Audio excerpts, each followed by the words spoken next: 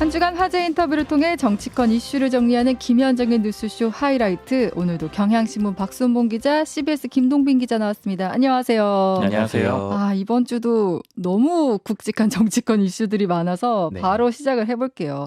첫 번째로 만날 인터뷰 주인공 더불어민주당 박성준 대변인입니다. 이재명 대표 단식 선언 다음 날, 그러니까 어제 금요일에 진행된 인터뷰인데요. 듣고 와서 얘기 나눌게요. 최종 결심도 오롯이 혼자 한 것이다. 그럼 그 결심이 좀 그러니까 고민이 길었던 거예요. 저도 얘기를 들어보니까 맥락상에서 어제 결정하신 게 아니고 오랜 동안 좀 숙고 끝에 생각을 계속 해오셨더라고요. 그러니까 계속 생각을 혼자 해 오시다가 그럼 결정적인 계기는 그 대통령의 연찬회 발언 이런 건가요? 그리고 이제 여러 가지가 얽혀 있는 것이죠. 제가 얘기한 것처럼 이 검찰 관련된 이 포갑 정치가 이어지고. 특히 이제 최수근 상병 이런 사건을 봤을 때 국정 농단이 이어지고 있고 경제 민생 파탄 나고 후쿠시마 오염수 관련해서 이 국가 운영 시스템이 지금 붕괴되고 있고 이런 것들이 총체적으로 봤을 때 아마 타이밍을 보지 않았겠습니까? 이제 9월 정기국회 전에 이런 결단을 좀 하시는 게 맞지 않았을까 싶은 생각이 드는데 그러한 생각을 이제 어제 최종적으로 결정해서 결정을 내렸다 이렇게 볼 수가 있겠죠. 고민의 시간은 길었고 네네. 결심은 이제 최근이고 오롯이 혼자 결정한 것이다. 이렇게 정리를 일단 자초지종 정리를 했습니다. 단식을 시작할 때는 이제 뚜렷한 목표를 설정하고 그게 충족되면은 단식 철회하는 거잖아요. 지금 이 대표의 단식 철회 조건은 뭡니까? 저는 그 질문이 성립되지 않는다고 봐요. 왜 그러세요? 지금 단식을 지금 하는 제가 상황에 대한 얘기를 했지 않습니까? 정치적 현실에 대한 판단을 얘기를 했고 지금 단식을 들어갔는데 단식 철회를 얘기한다라는 것은 맞지 않는 것 같아요. 아니 예를 들어서 예전에 황교안 대표 같은 경우에는 연동형 비례대표제를 반대하면서 그것을 철회해야 나도 단식 풀겠다라든지 뭐 이런 조건들이 있기 마련이거든요. 근데 저는 단식을 할 때 어제 당대표도 그런 아마 기자회견장에서 여러 얘기가 나왔는데 조건을 단다라는 건 좀 무의미한 것 같고요. 지금 단식의 어떤 명분이 있지 않습니까? 그 명분에 대한 관철에 대한 의지를 담았기 때문에 결국 이재명 당대표가 그런 상황에 대한 판단을 할 거고 지금 상황이 얼마나 엄중한지에 대한 경고의 메시지도 분명히 있는 거기 때문에 그 윤석열 정권이 얼만큼 현실 인식을 하고 있는지 좀 지켜봐야 될 것 같습니다. 제가 이제 단식을 이제 종료하는 어떤 조건, 단식의 조건을 자꾸 질문 드리는 이유는 그런 게 없이 시작을 하시게 되면 그럼 이게 도대체 언제까지 가는 건가? 그러면은 정말 쓰러지셔야 끝나는 것인가? 이게 궁금해서요. 그러니까 시작할 때 그 끝을 먼저 얘기하는 것은 좀 맞지 않는 것 같고요. 지금 이 부분을 더 봐야 되지 않겠습니까? 왜 단식을 했는지, 왜 단식을 할 수밖에 없었는지에 대한 부분을 먼저 바라보고 그것이 이제 국민들이 바라볼 때 이러한 생각을 통해서 정말 이 나라가 퇴행하고 있구나라고 하는 공통된 인식이 분명히 있단 말이죠. 그것을 이재명 당대표가 오롯이 결정을 했고 그것을 통해서 지금의 난국을 타파하겠다라는 의지를 담아서 단식을 한 거기 때문에 거기에 좀 초점을 맞춰야 될 것 같습니다. 알겠습니다. 경고의 의미에 더 방점을 좀 찍어달라 그런 말씀. 그 정기국회가 오늘부터 시작되지 않습니까? 네네네. 정기국회는 야당의 시간, 야당의 무대라고 하는데 정기국회가 시작되는 시점에 장외투쟁, 이제 단식이 시작되다 보니까 이게 워낙 이례적이다 보니까 좀 여당의 시선이 싸늘해요. 국민의힘 김기현 대표 이건 직무유기다 이렇게 얘기했고 당 대변인 같은 경우에는 산적한 현안과 법안 예산 심사를 앞둔 마당에 제1야당 대표가 이렇게 하는 건 무책임하다. 이런 발언 어떻게 생각하십니까? 이거는 좀 말도 안 되는 건데요.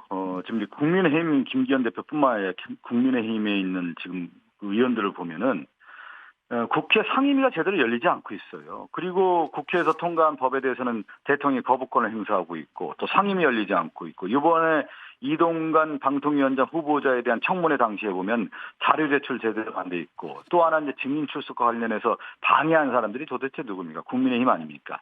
지금 가장 걱정되는 것 중에 하나가 뭐냐면 정기국회가 열렸을 경우에 국정감사에서 지금 윤석열 정권의 국정 파행에 대해서 국정 농단에 대해서 다 지적을 하고 감시해야 되는 건데 지금 국정감사가 제대로 되지 않을 거라고 지금 걱정하고 있어요. 왜 그러냐면 국민의힘이 국회를 무력화하는데 일조하고 있거든요. 사실은요.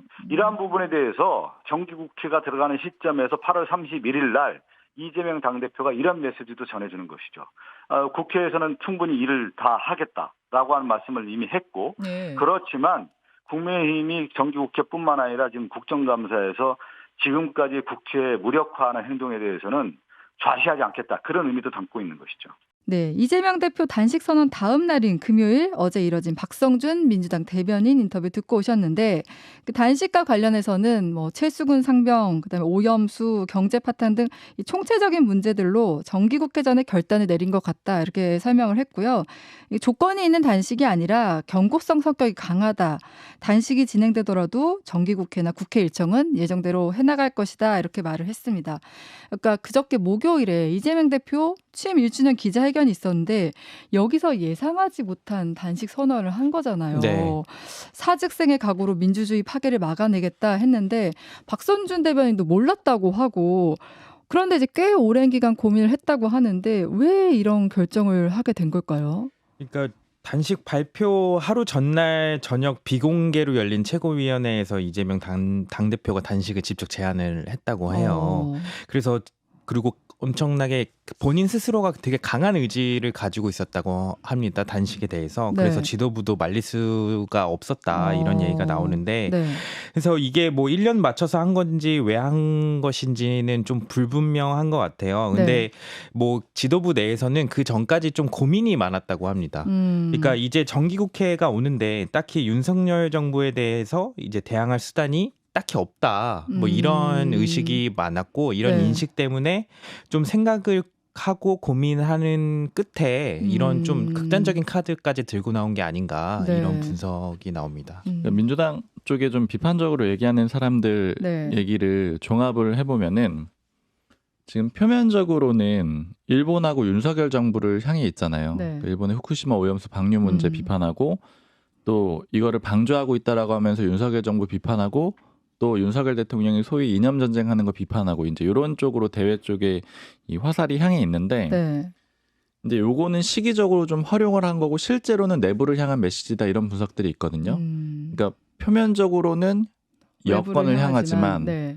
아내를 향해서 외치는 목소리다 이런 분석인데 이제 이렇게 보는 이유가 일단 뭐냐면은 불체포 특권을 포기한다고 선언했을 때는 그러니까 네. 이재명 대표 쪽에서 생각을 했을 때 영장 실질 심사를 받더라도 네.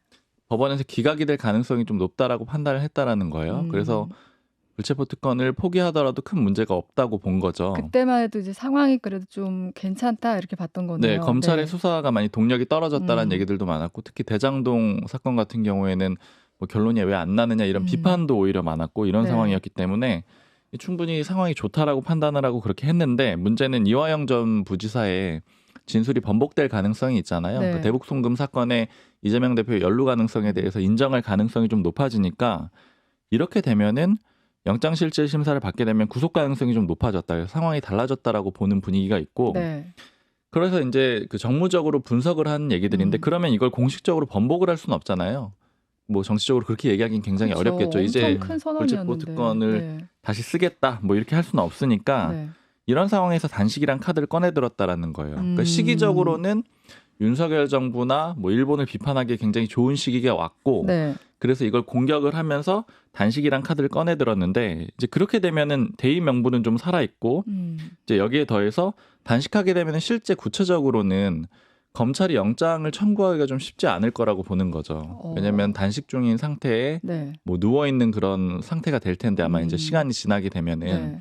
그럼 그런 상황에서 검찰이 영장을 청구한다. 이렇게 되면 첫 번째로는 검찰 입장에서 일단 부담이 될 수밖에 없고 네. 만약에 실제 영장 청구를 강행을 하게 되면은 이제 국민들이 봤을 때는 이재명 대표는 굉장히 이제 약자의 모습으로 그려질 거 아니에요.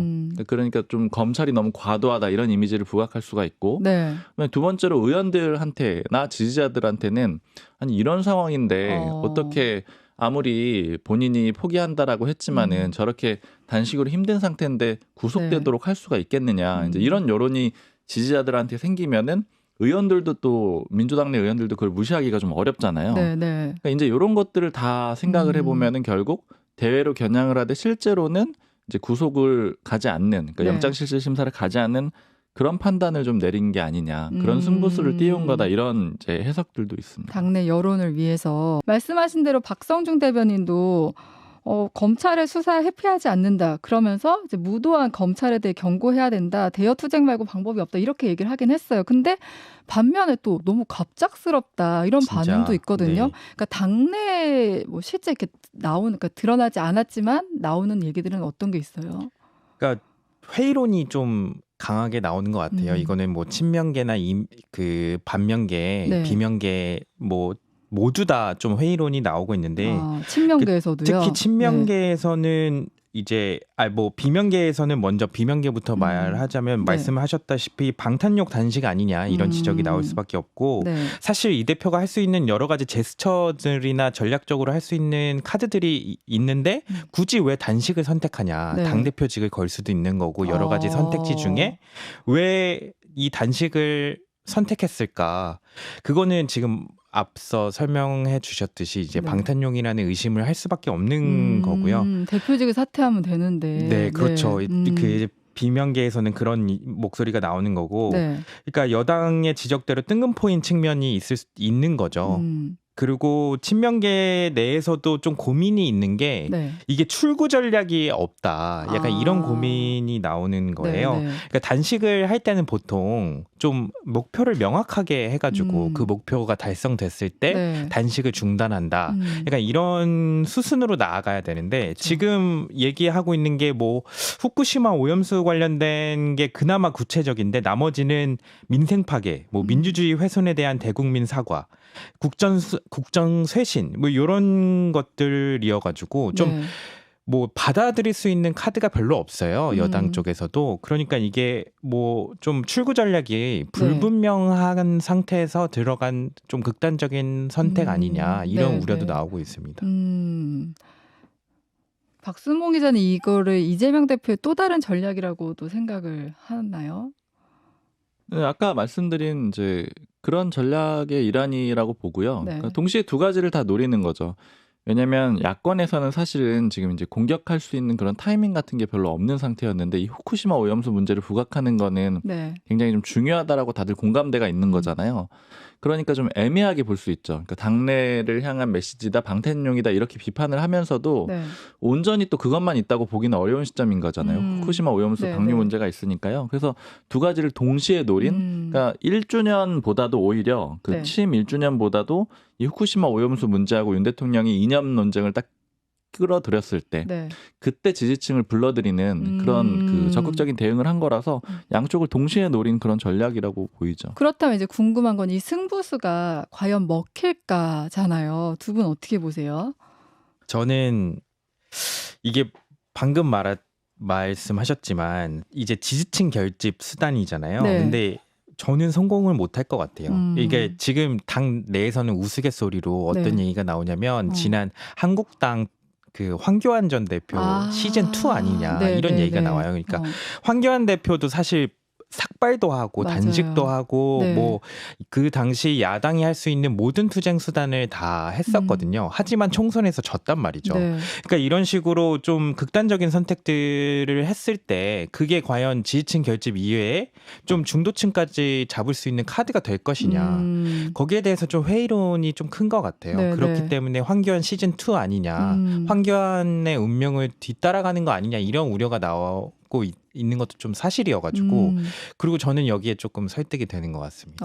박순봉 기자는 그두 가지로 볼 수가 있을 것 같은데 목적이 뭐냐 그거에 네. 따라서 승부수가 통했느냐 안 통했느냐 이렇게 평가할 수가 있잖아요. 근데 이제 목적이 이 메시지의 목적이 두 가지라고 보면은 두 네. 가지로 나눠져 있다라고 보면은 첫 번째는 국민들을 향한 메시지가 있을 수가 있고요. 후쿠시마 네. 오염수 문제랑 이념 전쟁 일으키는 거 너무하지 않아? 이렇게 하는 대국민 메시지가 하나가 있고 네. 두 번째로는 이재명 대표를 좀 지켜달라. 우리 체제로 가야 된다. 이런 당내 메시지가 있다라고 네. 치면은 이제 대국민 메시지 같은 경우에는 조금 단식으로 어필하기가 어렵지 않겠느냐. 이게 좀 일반적인 분석들인 것 같아요. 네, 왜냐하면 단식이 더 이상 그렇게 국민들이 생각했을 때 뭐 긍정적인 이미지가 많이 사라졌잖아요. 옛날과 다르게 뭐 단식하면서 뭐 먹겠지 뭐 이런 생각들도 뭐 그런 많이 하고. 의심들도 네. 있고 좀 단식이라는 게 희화화된 면도 있고 네. 그리고 예전에 이제 정치인들이 했을 때는 정말로 뭐 군부 독재 시절이라던가 이런 시기에 정말 다른 방법이 없기 때문에 목숨을 걸고 한다라는 그런 이미지가 있었는데 요새는 그 정도로 국민들이 크게 좋게 긍정적으로 받아들이지 않는 분위기가 있어서 대국민 메시지는 뭐 그렇게 좀 강하게 그 효과를 발휘하기는 어렵지 않을까 이렇게 생각이 드는데 다만 당내에는 아마 충분히 영향이 있을 것 같아요. 이재명 대표가 이렇게 움직이게 되면은 그 소위 말하는 강성 지지층들이 강하게 나올 거는 굉장히 분명하잖아요. 네네. 그렇게 되면 이제 의원들도 상당히 영향을 받았던 게 그간의 일반적인 모습들이었고 네네. 그러다 보니까 이제 의원들을 움직이는 데는 효과가 분명히 있을 걸로 보입니다. 뭐 두 가지 측면 중에 하나만이라도 달성하면 그래도 성공했다고 볼 수 있다. 근데 저는 그 부분도 고민이 될 것 같아요. 그러니까 대국민 메시지를 하고 또 대정부 투쟁, 대여투쟁을 한다지만 사실 지금까지 반응을 봤을 땐 별다른 반응을 안 내놓을 것 같거든요. 정부나 뭐 여당 측에서. 그런 부분도 아까 뭐 김동빈 기자가 단식을 끊을 명분이 좀 부족할 수도 있다는데 나중에 테러 부분에서는 굉장히 좀 고민이 되지 않을까 이런 생각도 듭니다. 좀 상상의 영역이긴 한데 이게 지금 보기에는 단식이 막 시작했을 때는 좀 희화되기도 하고 하지만은 시간이 만약에 굉장히 길어지고 그다음에 그런 모습들이 또 영상이나 화면으로 이렇게 나오게 되면은 좀 여론이 달라질 수 있는 면은 분명히 있거든요. 네네. 그 기간이 길어지고 만약에 아마 이재명 대표가 굉장히 큰 결심을 하고 이 안을 내놨을 가능성이 있잖아요. 그래서 네. 단식을 그냥 뭐 짧게 끝내지는 않을 거예요. 아마 최대한 뭐 극한으로 몰아갈 가능성이 있는데 그 시간이 길어지면은 또 네. 이제 이런 양상이 좀 바뀔 수는 있을 것 같아요. 국민들이 봤을 때도 좀 뭐 위험하다 이런 생각이 들면은 아무래도 동정 여론 같은 것들은 있게 마련이고 정치에서 항상 보통 국민들이 약자 편을 많이 들어왔거든요. 그렇죠. 근데 그 네. 약자란 이미지가 만약에 부각이 된다면 그러면은 뭐 어느 정도는 좀 효과를 발휘할 수도 있겠죠. 이 부분은 좀 지켜봐야겠다 이런 생각이 들고요. 바로 두 번째 인터뷰 주인공을 만나볼게요. 두 번째 인터뷰 주인공도 이제 이재명 대표에 대해 얘기를 했기 때문인데요. 유인태 전 사무총장입니다. 월간 유인태인 만큼 정치권 전반에 대해 두루 얘기를 하셨는데 인터뷰 듣고 와서 얘기 나눌게요. 그나저나 그 윤 대통령이 이렇게 실용보다도 이념이다 이런 말을 할 정도로 이념을 왜 이렇게 연일 강조할까? 아까 뭐 피해의식이나 어떤 왜 나를 몰라주는가 지지율이 안 오르는 것에 대한 원망이 아닐까 분석은 하셨습니다만 저는 그런 생각도 들더라고요. 어떤 지지층 결집이라는 전략적인 측면에서 접근하는 것도 있을까? 이렇게 연일 강조하는 건. 뭐 그것도 어느 정도는 있을 터인데 저기 원래 그 제가 듣고 있기로는 그랬던 사람이 아닌데 저러는 거는 왜냐하면 지금 늦깎이 의식화가 된 게 아니냐. 늦깎이 의식화가 뉴라이트 의식화. 예, 뉴라이트 의식화가 된 게 아니냐 한번. 아니 그러니까 사실 정치인이 되기 전에 윤 대통령의 행보를 보면 사실은 스타일이 저는 이념보다 실용 쪽일 줄 알았거든요. 그렇죠. 실용 쪽일 줄 알았는데 실용보다 이념이다 이렇게 발언이 나오니까 조금 다른 느낌. 그러니까 늦깎이 그런 좀 그런 의식화가 되면은 원래 좀 늦게 늦깎이 뭐가 되면은 더 열정적이에요. 이쪽 소위 흔히 말하는 운동권 의식화도 저 늦깎이에 된 사람들이 훨씬 더 열정적이거든요. 아, 운동권 봐도 늦바람이 무서워요? 야, 그러면 무섭죠. 여기도 좀 이게 뉴라이트 늦바람이 좀 분 것 같아요. 아, 그렇게 난 것 같아요. 그러면 어떤 뭐 전략적인 측면보다는 뭐 소신? 뭐 그렇게 봐야 진심이라고 봐야 되지 않을까요? 광주시에서는 지금 정율성 역사공원을 추진하는데 사실 정율성의 경우에는 홍범도 장군과는 전혀 다른 차원이어서 요거는 심지어 지역 내에서도 갑론을박이 뜨겁고 반대하는 여론도 높더라고요. 요 문제는 좀 어떻게 보세요? 근데 저게 저도 뭐 굉장히 그 정율성이라는 사람이 하여튼 중국에서는 굉장히 추앙받는 인물이고 중국에서 그러니까 뭐 지금은 그 생가복원이라고 그러대요. 그 뭐 역사공원이라고 하는 게 집터. 근데 그 강기정 시장도 꽤 억울해하대요. 통화해 보셨어요? 예, 통화를 한번 해보고 어떻게든 요새 골치 아프겠다 뭐 이러고 했더니 이게 20년 전부터 2003년부터 시작돼가지고 한참 전부터.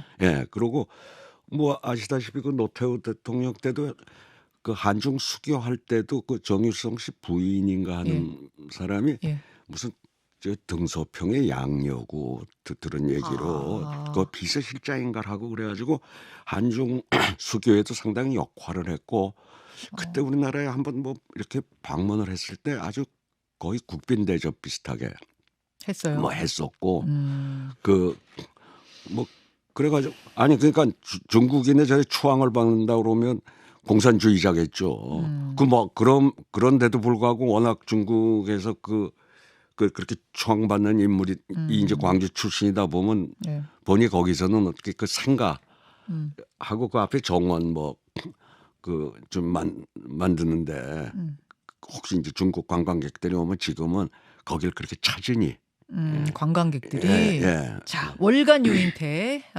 민주당 이야기로 좀 넘어가 보죠. 지난 월요일이 민주당 이재명 대표 취임 1주년이었습니다. 이번 주는 나오는 분들마다 제가 이제 1주년 평가를 좀 질문드리게 되는데 총장님은 몇 점 주시겠어요?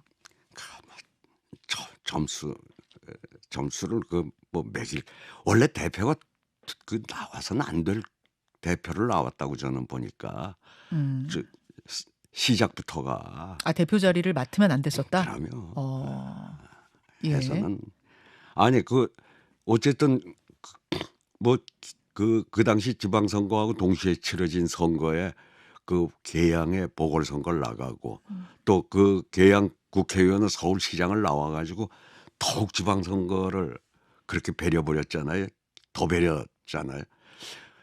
있던 자리 이 대표로 있었어도 물러나야 될 책임을 지고 물러나야 될 사람이 거기서 대표를 나간다는 건 우리 지금 정치 상식으로는 그게 좀 납득이 안 되는 거였거든요. 그때부터 그 말씀은 쭉 하셨어요. 예, 쭉 해온 얘기죠. 그럼에도 불구하고 78%의 높은 지지율로 대표가 됐습니다. 다들 실망해가지고 대선에 지고 예. 투표율도 굉장히 낮았잖아요. 아주 역대 최저의 투표율 속에서의 이제 그 높은 득표율을 뭐 기록한 거니까. 뭐 근데 어쨌든 뭐 그래놓고 결국은 예상대로 그 1년 동안에 뭐 이 사법 리스크라는 게 계속 따라붙다 보니 뭐 어떻게 윤석열 정부가 저렇게 뭐 그 지지를 못 받고 있음에도 불구하고 뭐 민주당 지지도도 그렇고 뭐 그러고 당에 뭐 그런 무슨 그 돈 봉투니 코인이니 뭐 이런 여러 가지 이제 아주 도덕적으로 문제가 될 일들이 벌어지고 했을 때 대처도 보면은 그 리더십에도 그 상당히 한계가 보이더라고요. 그래서 몇 점입니까? 뭐 점수를 그러니까 낼 것도 없어요. 낼 것도. 예. 점수 측정 불가? 예. 뭐 그래요. 네, 유인태 전 사무총장 인터뷰를 한 날이 수요일이에요. 그러니까 단식 선언이 있기 하루 전날이었는데 이때 유 전 사무총장에게 이재명 대표 1년 점수를 매겨달라 하니까 점수를 매기기 어렵다 이렇게 쓴소리를 했고요. 그리고 이 대표 체포 동의안과 관련해서는 이 대표가 의원들에게 가결시켜달라고 할 거라고 본다. 이때는 이렇게 말을 했습니다. 그리고 윤석열 대통령에 대해서는 뒤늦게 뉴라이트 의식화가 된 것 같다. 이렇게 평가를 했고요. 또 정유일성 공원 조성에 대해서는 강기정 시장이 좀 억울한 면이 있다. 이렇게 좀 얘기를 하기도 했습니다. 이 내용 바탕으로 저희가 또 얘기를 나눠보려고 하는데 앞서 뭐 이재명 대표 얘기를 해서 더 이어가자면 이재명 대표 1년에 대해 점수를 매길 수 없다. 이렇게 평가를 했는데 근데 각종 여론조사에서 그 현 정부에 대한 부정평가가 높아도 민주당에 대한 부정평가 역시 높단 말이에요. 네. 어제 나온 한국갤럽이 발표한 8월 29일에서 31일 전국 만 18세 이상 1,002명을 대상으로 한 실시한 여론조사에서 민주당은 27%를 기록했어요. 이게 국민의힘은 34%거든요. 오히려 오차범위 밖에서 민주당이 뒤지는 결과였습니다. 이 부분에 대해서는 민주당이 대안정당으로서 전혀 모습을 드러내지 못하고 있다. 이 얘기가 될 수 있는데 어떻게 보세요? 민주당 사람이랑 어제 얘기하는데 이런 표현을 하더라고요. 그러니까 그런 얘기했는데 윤 대통령이 이념 소위 전쟁을 이제 발발을 했고, 네. 그다음에 그 실제 국지전이랄까요? 구체적인 사례로 홍범도 장군 흉상 이전 문제가 이제 본격적으로 시작이 됐잖아요. 그러니까 이런 거 가지고 얘기를 하고 있는데 민주당 사람이 이렇게 하는 거는 국민의힘이 알아서 총선 망해주겠다고 하는 건데 네. 그런데 여기도 참 한심하다 이렇게 얘기하는데 이 여기라는 게 민주당 얘기하는 네. 거고 이재명 대표가 단식 투쟁에 들어가는 거를 얘기하는 거였거든요. 네. 좀 자조적인 얘기를 하더라고요. 그러니까 지금 그림 자체가 보면은 양쪽 다 뚜렷하게 좀 다른 대응을 하지는 않는 것 같아요. 그러니까 데칼코마니랑 좀 비슷한데 그 윤석열 대통령이 이념 전쟁 소위 요거를 이제 발발을 시키는 거는 뭐 어떻게 평가하자면 이제 이념 싸움을 하자라는 건 결국에는 강성 지지층 내지는 강경한 대응을 하겠다라고 이렇게 표현을 할 수가 있을 것 같고 네. 그럼 거기에 대한 이재명 대표의 대응은 단식 투쟁이잖아요. 이것도 역시 네. 물론 이제 수비하는 입장이긴 하지만 역시 강성 지지층들을 바라보고 하는 뭐 이념 대결과 크게 다르지 않은 대응의 방식이라는 거죠. 그러니까 똑같은 방식을 양쪽에서 하기 때문에 네. 결국에는 이게 양쪽 다 같아 보이는 상황이 되면은 둘 다 손해 볼 게 없다 이건가요? 둘 다 손해 볼 게 없기도 하고 네. 국민들 입장에서는 둘 다 비슷해 보이는 거잖아요. 그러니까 맞아요. 민주당이 대한정당으로서 뚜렷하게 더 좋은 포지션을 잡기는 네. 뭐 구조적으로 가능하지 않은 대응들인 상태인 거죠. 그러니까 똑같이 싸우고 있는데 네. 뭐 어느 한쪽 굉장히 훨씬 더 잘해 이렇게 평가해줄 국민들은 없잖아요. 그러니까 싸움의 방식이 비슷하기 때문에 네. 뭐 그런 상황들이 여론조사에서도 반영이 되는 것 같아요. 혹시 저도 김동훈 기자. 진짜 네. 똑같은 생각을 하는데 네. 데칼코마니라는 표현을 쓰셨잖아요. 네.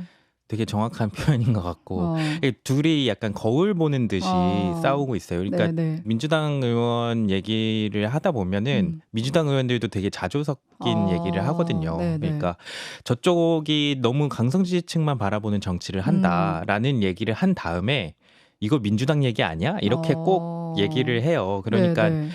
저쪽 당 얘기를 하지만 그게 곧 우리 당 얘기랑 마찬가지가 되어버리는 꼴인 셈이죠. 네, 그러니까 네. 단식에서도 보듯이 진짜 지지층 외에 중도층 확장 전략이 안 보이는 그런 상황으로 계속 가고 있다. 이런 것 같습니다. 우리가 저희 주말 뉴스쇼에서 매번 누가 못하나의 대결 같다 네. 이런 얘기 했었는데 결국 그런 식으로 지금 흘러가고 있다. 근데 이번 주 민주당에서는 1박 2일 워크숍이 있었는데 사실 우리가 뭐 예전부터 계속 이때 아마 경론이 어마어마하게 있을 것이다 했는데 생각보다 조용히 넘어갔어요. 네. 기자들도 다 예측을 그렇게 조금 예상을 해가지고 다 갔는데 네. 너무 조용했다는 거죠. 그래서 알아봤더니 일단은 지금 뭐 아직 그 비명계가 좀 조직적으로 움직이는 건 아니잖아요. 네. 그래서 조직적으로 이때 정말 뭐 반발을 해야 된다. 약간 이런 뭐 조직적으로 했던 것도 아니었고 그리고 아직 때가 아니다라는 판단을 한 것 같아요. 네네. 이제 9월에 검찰이 조금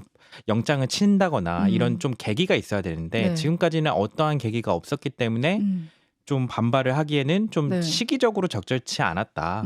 그리고 뭐 또 다른 얘기를 하는 건 토론 시간이 너무 없었다. 이런 그래요? 얘기도 하더라고요. 그 토론 시간 내에 좀 반발도 하고 이랬어야 됐는데 네. 조금 시간이 뭐 부족하다 보니까 그런 얘기까지 나오지 않았다. 뭐 이런 얘기도 하더라고요. 내부적으로 이렇게 봤을 때 지금 전체적으로 소강 국면이라고들 많이 얘기를 하거든요. 국면이요? 네. 그 잠시 소강 상태. 이게 완전히 진화가 된 건 아니지만 네. 양쪽의 친명이나 비명 간의 갈등이 진화가 된 건 아니지만 그러나 서로 싸울 만큼의 그런 요인이 없는 상태인데 네.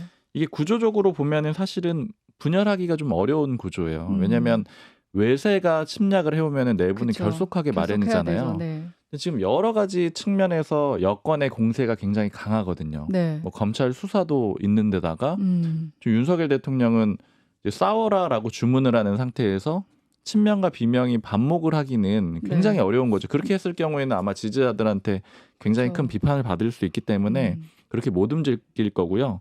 그리고 흐름상으로도 이런 소강 국면이 계속 드러나는 게 그 김남국 의원 네. 그 제명 건이 이제 소위에서 부결이 됐잖아요. 네, 네. 3대 3으로 나왔는데 원래 4명이 나와야지 과반이 돼가지고 그쵸. 제명안을 의결할 수가 있는데 네. 민주당 의원 3명이 다 반대를 해가지고 안 됐는데 여기에 대해서도 얘기를 들어보니까 뭐 여러 가지 해석들이 있지만 제가 들은 얘기는 비명 쪽의 얘기긴 하지만요. 네.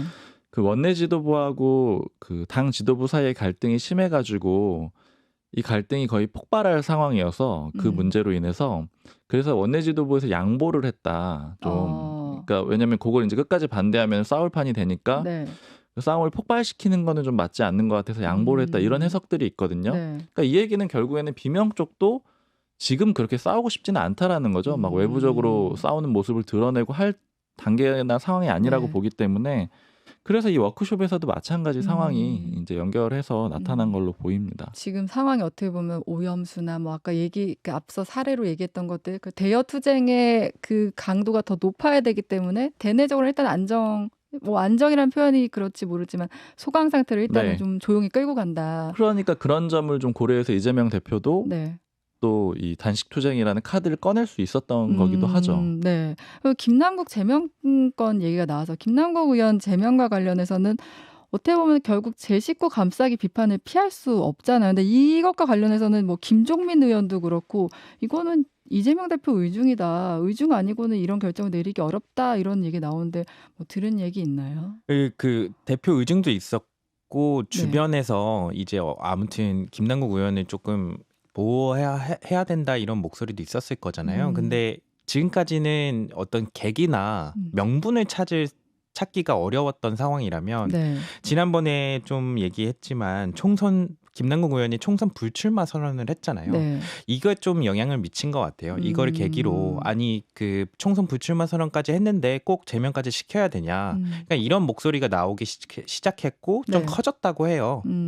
그러면서 이제 막판에 이제 대표 의중까지 반영이 된 걸로 좀 알려져 있는데 그러면서 좀 이제 제명까지는 좀 심하다 이렇게 좀 이 방향이 잡힌 것 같습니다. 그러니까 제명이 강한 조치인데다가 총선 불출마가 사실상 정치적 운명이 이제 끝나는 셈이잖아요. 네. 그러니까 여기에 좀 명분을 실어준 게 아니냐 뭐 이런 해석이 나옵니다. 네. 그리고 아마 구체적으로 보면은 이제 대표가 어느 정도 개입을 했느냐 안 했느냐 뭐 이런 얘기들을 이제 많이 하지만 네. 이재명 대표가요.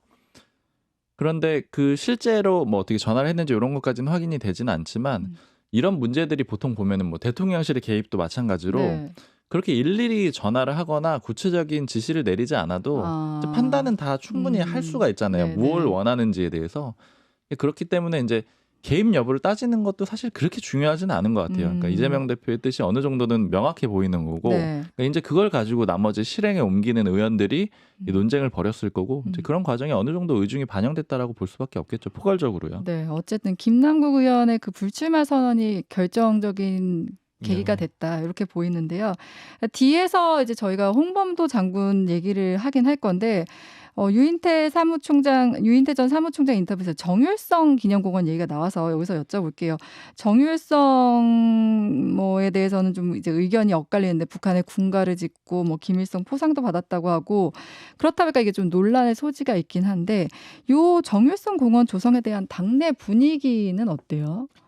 그러니까 홍범도 장군 흉상 철거 문제랑 마찬가지로 이제 저쪽에서 지지층 결집의 수단으로 사용하는 거 아니냐 이런 시각이 일단 많고요. 네. 그리고 또 좀 분리해서 봐야 할 게 이 정율성 공원 같은 경우는 보훈부에서 조금 강하게 나섰던 부분이 있어요. 네네, 광주가 아니라. 네. 네네. 그러니까 보훈부에서 이제 민주당에서는 그런 시각을 가지고 있습니다. 그러니까 보훈부 박민식 장관. 네.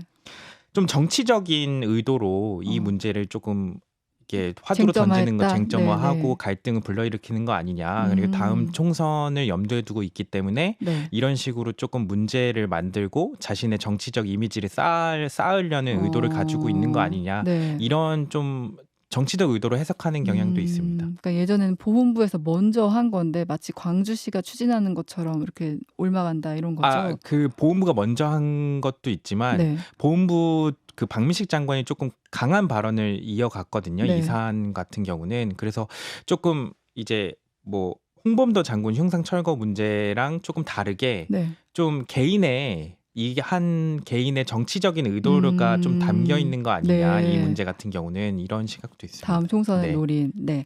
앞서 저희가 소개한 여론조사의 자세한 내용은 중앙선거관리위원회 여론조사 심의위원회 홈페이지를 참조하면 되고요. 여기서 잠시 저희 쉬었다 올게요. 주말 뉴스쇼 3부 함께하고 계십니다. 이제 세 번째 인터뷰 주인공 만나볼게요. 국민의힘 소속 김태흠 충남지사입니다. 인터뷰 듣고 와서 얘기 나눌게요. 철진한 이념 논쟁으로 영웅을 2번 죽이는 신뢰를 범해선 안 된다. 이렇게 쓰셨습니다. 네. 어떤 의미일까요? 홍범도 장군 같은 경우는 이제 만주 대한독립군 총사령관으로 예.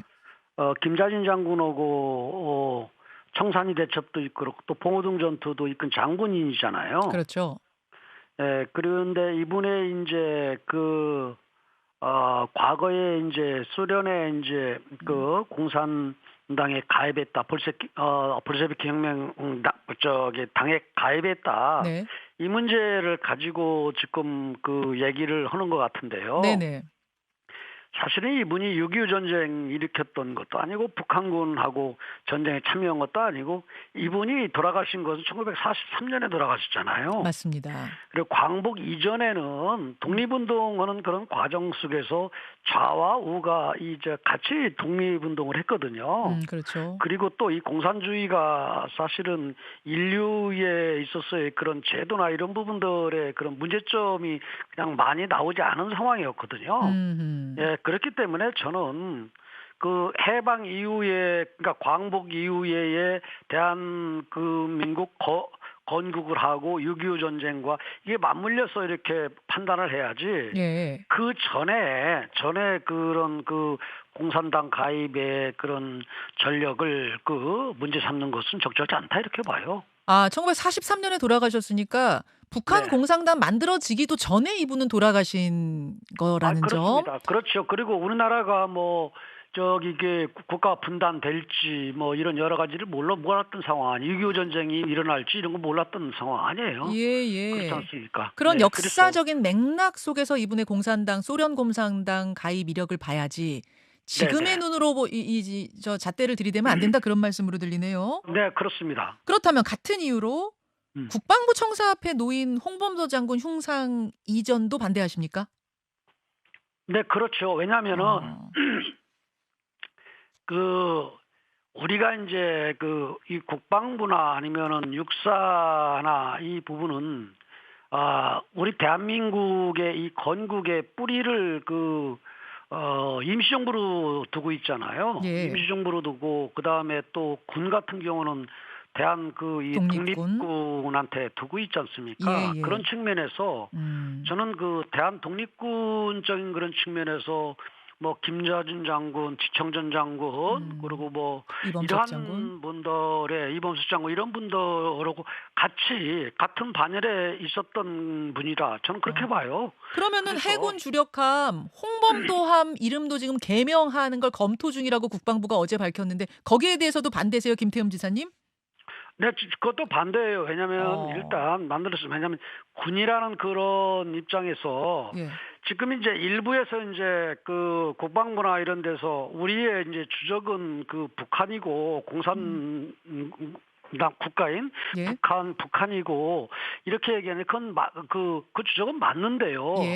육사가 만들어진 그런 부분은 그 시절에 만들었기 때문에 뭐 그렇게 얘기할 수도 있지만은 저는 이 광의의 그런 속에서 보야 된다고 봐요. 왜냐하면은 우리가 통일이 된다든가 하면은 육사는 계속 존재를 할 거 아니에요. 나라를 지키는 곳이니까요. 그렇죠. 그러니까 국민을 지키고 국가와 국민을 수호하는 그런 간성들을 만들어내는 육사거든요. 그 안에서 지금 현재의 핵심은 북한이 주적이고 그다음에 공산주의와의 자유민주주의를 지키는 이 부분이지 그렇지 않습니까? 그래서 전 광의의 그런 해석을 이 부분은 했으면 좋겠다 이렇게 봅니다.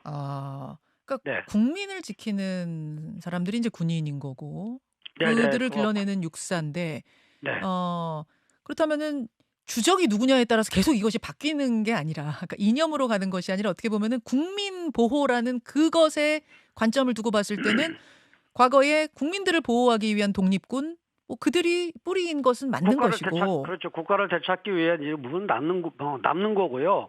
다만 지금 이제 주적이고 지금 현재 상황 속에서는 자유민주주의를 지키고 대한민국 국가와 국민을 보호하는 그러한 이 간성들을 키우는 그런 속에서의 사회 주적이나 이런 현재는 사실 북한이고 그런 부분이 맞는데요. 또 그럴 수밖에 없지만 하여간 우리나라는 영원해야 되는 거 아니에요. 그건 바뀔 수 있다라는 거죠. 어떤 분들은 그런 얘기하세요. 어쨌든 지금 주적은 공산당, 북한 공산당인데 공산당에 가입한 이력이 있었던 것만으로도 그 교정에는 적합하지 않다. 그러니까 아예 철거라기보다는 독립기념관으로 모시는 게 더 적절하지 않겠냐. 이게 이제 국방부 논리 같아요.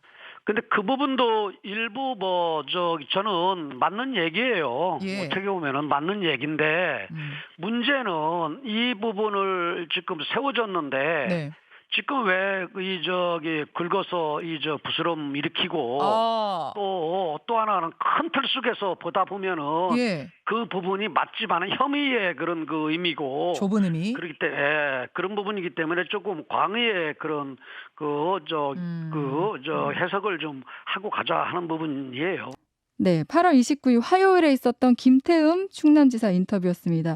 지난 주말 이후 정말 이 홍범도 장군과 관련한 논란이 이번 주 내내 정치권을 달궜는데요.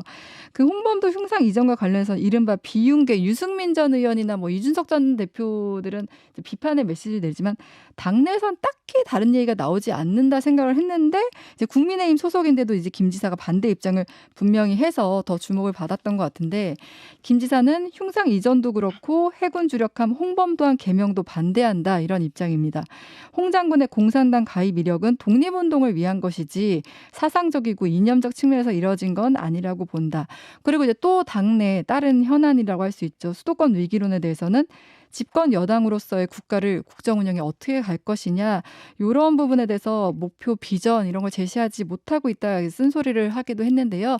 이 인터뷰 바탕으로 또 얘기를 나눠볼게요.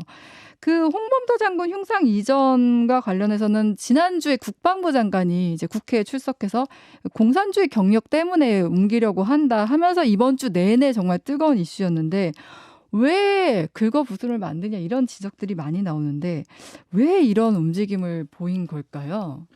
지금 윤석열 대통령이 얘기하는 이제 이념이 중요하다. 다르게 표현하면 이념 전쟁의 틀에서 보는 게 맞을 것 같아요. 윤 대통령은 명분 내지는 가야 될 방향성을 이미 굉장히 명확하게 구체적으로 제시를 해놓은 상태잖아요. 네. 그러니까 임기 초에는 뭐 이권 카르텔 이런 얘기들 꾸준히 해오다가 최근에는 반국가 세력, 또 공산주의 맹종 세력, 뭐 기회주의적 세력 이런 표현들 계속 쓰고 있고, 네. 그다음에 이념이 중요하다 이런 얘기도 하고 있고, 연찬에서 그렇게 얘기를 했었죠. 네. 그리고 또 장관들한테도 이제 말로 싸워라 이런 얘기들도 하고 이런 주문을 이미 다 해놓은 상태잖아요. 대통령이 이 정도로 구체적인 지시를 내렸다라고 하면은 네. 이제 실제 어떤 행동을 보여줘야 되잖아요. 그러니까 그 한 예로 보는 게 맞을 것 같아요. 근데 그 윤석열 대통령 이제 비공개 발언이라고 하는데 보도된 바에 의하면은 홍범도 장군 흉상 이전과 관련해서는 국무위원들에게 뭐가 옳은지 냉정하게 보자. 전임 문재인 정부에서 왜 굳이 육사에 홍범도 장군 흉상을 설치했는지도 생각해 보라. 근데 뭐 김태흠 지사는 이거 대통령실과 국방부가 교감한 거 아닌 것 같다고 했지만 이 메시지를 보면은 교감한 거 아닌가 이런 생각도 드는데 어떻게 보세요? 아까 말씀드린 거랑 좀 비슷한 것 같아요. 대통령이 와의 교감이 있었느냐, 네. 아니면 어떤 구체적인 지시가 있었느냐. 그러니까 실제 뭐 말로 그렇게 전달이 되는 사례들도 있겠지만 대통령은 굳이 그런 지시를 내릴 필요는 없죠. 왜냐면 이제 아래에서 어떤 뜻인지를 충분히 따져보고 고민해 본 다음에 방향을 결정할 거 아니에요. 네. 근데 이제 대통령이 이렇게 이념이 중요하다라고 얘기를 했기 때문에 지금 홍범도 장군의 흉상을 옮기는 이유는 공산당 가입 이력 때문이잖아요. 네. 그리고 윤 대통령이 쓰는 표현을 보면 공산주의 추종 세력 이런 세력들이 여전히 남아 있고 네. 뭐 그런 세력들로 인해서 그 국가가 어려워질 수 있다 이런 취지로 얘기를 하고 있는 거잖아요. 네, 그러니까 네. 이제 그런 거를 실천에 옮기는 과정 중에 이렇게 나타난 거라고 봐야 되기 때문에 네. 공감이란 표현도 뭐 가능할 수도 있고 아니면 그냥 알아서 이제 알아서. 따르는 그런 분위기라도 봐도 될 것 같고 뭐 다 비슷한 얘기일 것 같아요. 그러니까 이렇게 이념 논쟁을 하는 부분에 대해서 이제 민주당에서 뭐 때 아닌 색깔 논쟁이냐 이렇게 하긴 하는데 네. 민주당에서는 이 현상을 지금 어떻게 보고 있어요? 민주당에서는 좀 이게 정부가 네. 할 수 있는 게 없어서 이런 쪽으로 프레임을 몰고 가고 있는 거 아니냐 이런 시각도 있습니다. 할 수 있는 게 없어서요. 지금 사실 경제가 전망이 안 좋아요. 네네. 그래서 지금 윤 대통령이 할 수 있는 게 경제를 살리겠다 네. 이렇게 말하기도 좀 힘든 상황이거든요. 그렇다고 뭐 연금이나 뭐 복지 개혁 네. 이런 것들도 사실 말할 수도 없고 말을 안 하고 있어요. 네, 좀 네. 어려운 문제들이거든요. 해결하기가. 네. 그렇기 때문에 사실 정부로 이제 국정 동력을 마련하기 위해서 좀 손쉬운 선택을 하고 있는 게 아니냐 이런 식으로 역사 논쟁 네. 뭐 처음에는 카르텔이었잖아요. 그 다음에 나온 게 반공인데 이런 식으로 프레임을 잡아가면서 국정 동력을 마련하기 위해 굉장히 좀 유혹을 뿌리치지 못한 게 아니냐 이런 생각을 하고 있고요. 네네. 그리고 만약에 사실 그런 해석도 있습니다. 윤 대통령이 만약에 지지율이 50%를 넘는 대통령이었으면 과연 이런 반공 얘기하고 이렇게 약간 편협한 논리로 이 지지율 올리기를 했겠느냐. 네. 조금 더 합리적인 선택을 했을 것이다. 사실 지지율 30% 대통령이기 때문에 네. 지지율 강성 지지층을 모으는 이런 시그널을 줄 수밖에 없고 네, 그렇기 네. 때문에 이렇게 좀 극단적인 발언들을 하고 있는 게 아니냐 이런 해석을 하고 있습니다. 네, 이 얘기를 이어서 하자면은 이제 어떻게 보면 중도층은 사실 이념이나 이런 부분에 대해서는 좀 관심이 덜하고 좀 피곤하다 이렇게 느낄 수도 있거든요. 그래서 이제 당에서는 지금 사실 총선 앞두고 중도층을 잡아야 되는데 왜 이렇게 중도층과 좀 거리감 먼 메시지를 내지 때문에 좀 당 내에서도 좀 고민이 많다 이런 기사들이 있었는데 네. 왜 이런 방향으로 간다고 보세요?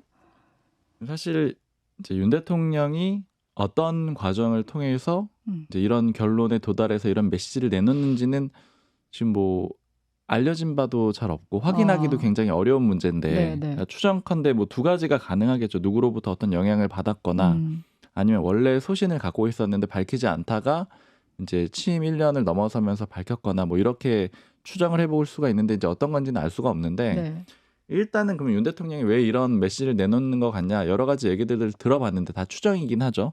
국민의힘 관계자한테 들었던 얘기 중에 좀 인상적이었던 거는 박근혜 청와대에 있었던 사람이 해준 얘기인데 그 대통령의 취임을 하고 나서 1년 정도 지나게 되면은 그 대부분의 사안을 다 알게 된다라는 거예요. 왜냐하면 이제 굉장히 많은 보고를 받게 되고 그다음에 궁금한 게 있게 되면은 굉장히 뛰어난 그 과외 선생님들이 그러니까 부처나 뭐 장관 전문가들이 설명을 해줄 사람들이 다 상시 대기를 하고 있다라는 거예요. 그래서 굉장히 많은 보고를 받다 보면은 처음에는 그 사안마다 판단을 안 내리고 있었는데 결국 1년 정도 지나게 되면은 사안마다 대통령이 다 판단을 내리게 된다라는 거예요. 이제 그렇게 되면은 그때부터 이제 자기의 그 방향성이나 이런 것들이 훨씬 더 확고해진다라는 거죠. 그리고 스스로 생각을 해봤을 때도 세상에서 가장 많이 아는 사람일 가능성이 있잖아요. 모든 종합적인 보고를 다 본 사람. 그러다 보니까 자기 판단에 대한 확신도 훨씬 더 강해진다라는 거죠. 그러니까 이제 이런 것들의 영향이지 않겠느냐. 그러니까 시간이 지나면서 이게 어떤 전략적으로 처음부터 이념 논쟁을 일으켜야지 뭐 이렇게 생각을 했다라기보다는 사안마다 보고를 받고 각각 판단을 해보다 보니까 이제 이런 결론에 이르게 된 게 아니겠느냐. 이제 이렇게 좀 해석하는 그런 말들이 있고요. 그럼 당에서 이제 걱정하는 분위기들도 있고 아니면 윤 대통령의 전략에 대해서 해석하는 사람들도 있고 긍정적으로 보는 사람들도 있고 이런데 제가 들었던 얘기 중에 그럼 이렇게 이념 논쟁을 일으키는 이런 과정은 뭘로 봐야 되느냐 이렇게 얘기를 해보니까 이거는 이제 그간에 써왔던 그런 중도층 확장 전략을 좀 뒤집는 거다. 그러니까 기존의 패러다임을 좀 바꾸는 그런 전략으로 보인다라고 하는데 왜냐하면 소위 뭐 평론가들이든 아니면 정치 기사든 아니면 정치인들도 대부분 중도층으로 확장해야지 선거에서 이길 수 있다라는 거는 그런 대전제 내지는 거의 뭐 진리처럼 많이들 얘기를 해왔잖아요. 보통 다 그렇게 보죠. 중도층 표심을 잡는 사람이 이긴다 이렇게 보는데. 근데 지금 상황은 그 선거 지형이 좀 변했다라고 보는 게 아니겠느냐. 왜냐면 아까 데칼코마니 대응이라고 말씀드렸는데 양쪽 모두 강성 지지층들이 더 그 정치에 적극적으로 활동을 하고 그 부피도 훨씬 더 커진 걸로 보이거든요. 그래서 이제 각 당이 내는 메시지도 그쪽만 보고 낸다 이런 인상이 강해요. 그러니까 지금 상호작용을 하는 건데 뭐 윤석열 대통령이나 이재명 대표나 모두 강한 표현들을 쓰고 그리고 또 거기에 그 지지층들이 호응을 하고 그러니까 이런 과정들이 반복이 되면서 결국에는 오히려 중도층의 부피는 더 줄어든 게 아닌가 이렇게 좀 판단을 한 걸로 좀 해석이 되고 혹시 중도층의 부피가 적지 않다고 하더라도 당장의 영향력으로 봤을 때는 크지 않다. 그러니까 그렇게 중요성이 예전 같지 않다. 이렇게 판단을 한 걸로 좀 해석이 됩니다. 그리고 연결해서 볼 수 있는 거는 이런 전략이라는 건 결국에는 비윤 내지는 반윤에서 얘기하는 그런 전략하고 또 배치되는 그러니까 상반되는 전략이거든요. 소위 뭐 이준석 전 대표나 아니면 유승민 전 의원이나 아니면 혹은 수도권 의원들은 중도층 확장 전략을 계속 얘기를 하고 있잖아요. 그 노선하고 또 정반대의 그 전략을 내놓은 게 아니냐 이런 해석도 같이 있는 거고요. 그리고 예전에 좀 몇 달 전에 방송 때 말씀드렸던 것 같은데 중도층은 사실은 선거 직전까지는 또 그렇게 중요하지 않다라는 얘기들은 사실은 당에서도 많이 나왔었어요. 그때까지는 표심을 잘 드러내지 않다 보니까 그렇죠. 그런 거죠. 예전에 네. 킬러 문항에도 비유를 해볼 수가 있을 것 같은데 결국 그 성적을 단계적으로 높이면서 네. 그 좋은 성적을 최종적으로 수능에 받으려고 한다면은 기본적으로 풀어야 될 문제부터 풀 거 아니에요. 킬러 문항은 한참 나중에 공부를 할 거고 네. 그 킬러 문항을 공부하는 거는 그 기본적인 문제를 맞출 수 없는 학생에게는 오히려 시간 손해일 수 있잖아요. 그걸 공부해서 맞힐 수 있을지 없을지 장담을 못 하는데 중도층은 마치 킬러 문항이랑 비슷하다라는 거죠. 왜냐하면 평소에는 잘 나타나지도 않고 선거 때 잠깐 나타나고 선거 때 나타나서 설령 마음을 잡는다고 하더라도 그 마음이 유지되는 것도 아니잖아요. 네. 그렇게 되면 중도층이 더 이상 아니겠죠. 그러니까 한번 지지를 해줬다고 하더라도 언제든지 이탈할 수 있기 때문에 유지하기도 힘든 거예요. 그래서 차라리 그 전에는 좀 안정적으로 점수를 높이자 이런 전략이라고 볼 수도 있는 거죠. 김동빈 기자는 이 전략에 대해서 어떻게 봐요? 저는 그게 현실 판단을 어떻게 하느냐에 따라서 좀 다를 것 같아요. 네. 그러니까 뭐 지금 각 당이 취하고 있는 전략을 한마디로 얘기하면은 낙타 등 전략이거든요. 네, 그러니까 네. 양쪽으로 튀어나온 낙타 등 네, 전략이에요. 네. 이렇게 해서 양쪽 지지층을 노리는 건데 근데 현실이 과연 이 낙타 지지층 모양으로 돼 있느냐, 네. 현실 여론 지형이 아니면은 가운데 중도층이 솟아나 있는 그냥 봉우리 모양으로 돼 있느냐, 요게 좀 관건일 것 같은데 저는 뭔가 이제 봉우리 모양 중도층이 많아지고 있는 상황인 것 같은데 이런 네. 식으로 계속 낙타등 전략으로 갔을 때 과연 좀 맞을까 약간 이런 의문이 들긴 합니다. 네. 네. 그리고 뭐 이번 주에 민주당은 워크숍이 있었는데 국민의힘은 연찬회가 있었잖아요. 근데 연찬회 대통령이 2년 연속 참석하는 것도 이례적인데 여기서 낸 메시지도 뭐 아까 말했지만 이념 메시지를 내고 이런 것들은 좀 어떤 의미라고 봐야 될까요? 정답을 명확하게 제시했다 이렇게 모 의원이 표현하더라고요. 네. 후쿠시마 오염수 문제라던가 그때 뭐 1+1은 100이라고 얘기하는 사람들하고는 뭐 같이 할 수 없다 이런 얘기도 네. 했잖아요. 그건 이제 당내에 그런 메시지를 좀 확실하게 전달을 해가지고 이런 방향이 대통령이 원하는 방향이다 이런 것들을 좀 명확하게 보여준 것이기도 하고 네. 그다음에 당정 내지는 당하고 대통령실의 일치 이런 것들을 훨씬 더 강조한 그런 메시지로도 같이 보이고요. 결국에는 이제 총선 때도 그 소위 그립이라고 표현하죠. 그런 네. 것들이 약해지지 않을 거다, 좀 단속한다 이렇게 좀 해석들을 하는 사람들이 많습니다. 박순봉 기자가 계속 이번 총선은 이제 윤심으로 치르게 될 것이다 이런 얘기를 했었는데 이 연찬회 참석한 걸 보면서 내년 총선에서도 대통령의 그 의중이나 이런 메시지가 좀 강하게 반영될 수 있다 이렇게도 보이더라고요. 그렇죠. 굉장히 강력하게 될 수밖에 없는 여러 가지 요소들이 있는데 일단 첫 번째는 김기현 대표 체제 자체도 윤석열 대통령의 그런 영향력으로 만들어졌다라고 볼 수가 있고 네. 그다음에 지금 예전에 박근혜 전 대통령에 대해서 평가할 때 뭐 눈에서 막 레이저를 쏜다 이런 식의 표현들 많이 나왔었잖아요. 그러니까 그만큼 뭐 서슬퍼렇다 이렇게 표현들 하는 사람들도 있었는데 네. 사실 요즘에 나오는 얘기는 그때랑 지금은 비교도 안 될 정도로 훨씬 윤석열 대통령의 그 힘이 강력하다라는 거예요. 네. 비교도 안 될 정도로 통치력이 강하다 이렇게들 얘기를 하고 있는데 뭐 이런 구조라면 사실은 그 박근혜 전 대통령 때도 친박 비박이 거의 대등하게 의원 숫자로 싸웠는데 지금 비윤 의원을 꼽는다고 하면은 별로 한 손으로도 없잖아요. 못 꼽을 네, 한 네. 손으로도 5명도 안 될 정도로 적은 상태잖아요. 네, 네. 그러니까 거의 완전하게 지금 그 체제를 갖춰놓은 그런 상태라서 네. 뭐 이런 구조라면 당연히 총선에서 윤석열 대통령의 입김이 당연히 반영될 수밖에 없겠죠. 네. 이 외에도 뭐 박정훈 대령 수사 외압 논란이나 새만금 백지화 이슈도 있었는데 이 얘기들은 오늘은 못했고 다음 주에 또 다른 얘기들과 같이 나눠보도록 하겠습니다. 지금까지 김현정의 뉴스쇼 하이라이트 경향신문 박순봉 기자, CBS 김동빈 기자였습니다. 고맙습니다. 감사합니다.